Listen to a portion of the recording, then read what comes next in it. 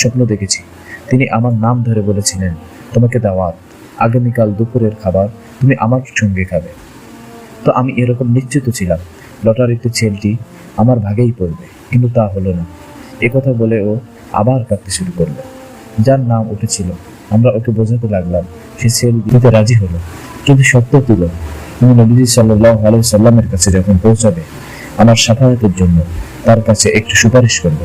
যাই হোক, সেল নিয়ে আমার ভাই রওনা হলো। আমরা দূর থেকে ওকে দেখতে লাগলাম। সফলভাবেই ও ওটাকে ডোমিনেট করতে সক্ষম হলো। দাউ দাউ করে চলতে লাগলো আয়নাদের নামের ক্লাস এফিসে। আমরা গুলে গুলে করতে দেখলাম ওটার বডি আর্মারকে।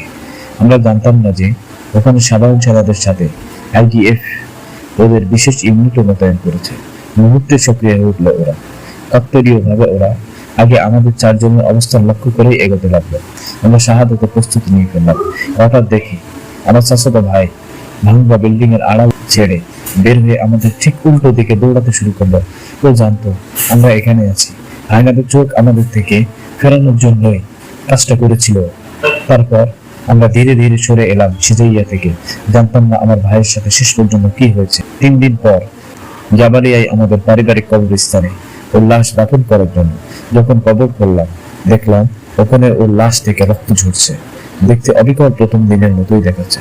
শাহাদাতের সময় আমার ভাইয়ের বয়স হয়েছিল মাত্র 19 বছর।